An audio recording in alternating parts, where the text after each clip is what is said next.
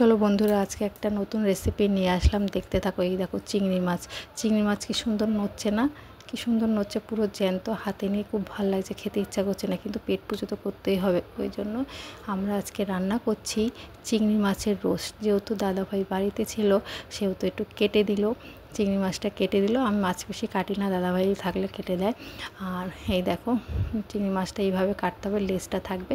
আর এটার মধ্যে আমি কাঠি ঢোকাচ্ছি, যেহেতু ভাজলে কুকড়িয়ে যাবে না আর সোজা থাকবে, আর দেখতেও সুন্দর লাগবে এই জন্য। আর আমি ঘরে একটা হোমমেড মশলা করে নিলাম। আর এই দেখো পুরো জয়ত্রী, জয়ফল, গোটা এলাচ, বড় লবঙ্গ সব কিছু মশলা করে নিলাম, ঘরের তৈরি মশলা গুঁড়ো করবো। এখানে দেখো চিংড়ি মাছ লবণ মাখিয়ে নিলাম, আর হাফ কাপ পেঁয়াজ বাটা যাবে।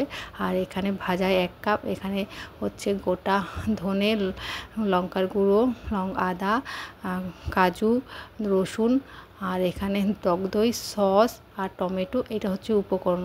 4 চামচ সস, 4 চামচ টক দই। আর এখানে আমি তেলের মধ্যে ঘি আর তেল দিয়ে দিলাম, সাদা তেল। আর এখানে সুন্দর করে মাছটাকে লাল লাল করে ভেজে নিলাম। আর ঘিটাও বেশ মাছটার মধ্যে, ভাজা মাছের মধ্যে ঢুকবে। রোস্টের মধ্যে তো দেওয়াই যায়, কোনো সমস্যা নেই, ভালো লাগে খেতে। এই দেখো, আর রোস্টের তেল, ওই ভাজা তেলটাই দিয়ে দিলাম।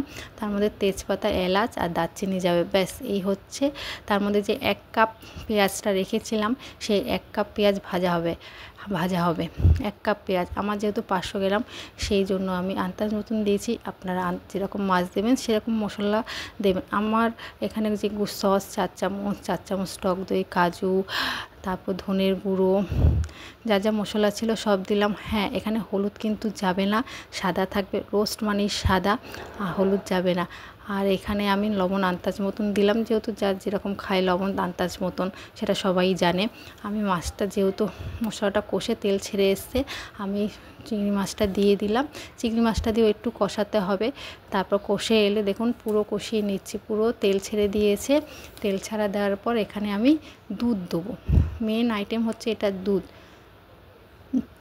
দুধ দিলে কি হবে, খেতেও স্বাদ হবে। এটা পুরো দিয়েও দুধ দিতে পারেন, আমি একটু সামান্য জল দিয়েছি, না জল দিতে পারেন। দুধের খেতে চাইলে পুরো দুধ দিতে পারেন। যেহেতু আমার একটু জল লাগার দরকার ছিল, তাই জল লাগলাম। আপনারা সেটা আন্দাজ করে বুঝে দেবেন, যার যেটুকু মাছ সেটুকু বুঝে দিতে হবে। আমি 4-5টা লঙ্কা ছিঁড়ে দিলাম, আর তার সাথে দিয়ে দিলাম চিনি, আন্দাজ মতন, স্বাদ মতন চিনি দিয়ে দিলাম। তার মধ্যে এটা হচ্ছে গোলাপ জল 1 চামচ যাবে, কেওড়ার জল 1 চামচ যাবে। দেখুন কি সুন্দর কালার এসছে দেখতে। আর যাবে হচ্ছে আমি যে ঘরের মশলা, এটা হচ্ছে কেওড়ার জল 1 চামচ যাবে। আর আমার যে ঘরের মশলা তখন তৈরি করেছি, সেই মশলাটা নামানোর আগে দিয়ে ঢেকে রাখতে হবে। ঘিও দেওয়া যায় নামানোর আগে, কিন্তু আমার ঘিটা তখন পরিমাণটা বেশি পড়ে গেছিলো বলে, তাই আমি ঘিয়ের পরিমাণটা আর দিইনি। আপনারা চাইলে দিতে পারেন। অসংখ্য ধন্যবাদ। দেখুন দেখতে কি সুন্দর লাগছে কালারটা, খেতেও কিন্তু দুর্দান্ত। পোলাও বা ফ্রাইড রাইসের সঙ্গে চিকেন রোস্টটা খুব ভালো লাগে খেতে। এইভাবে করে দেখবেন, খুব সুস্বাদু হয় খেতে।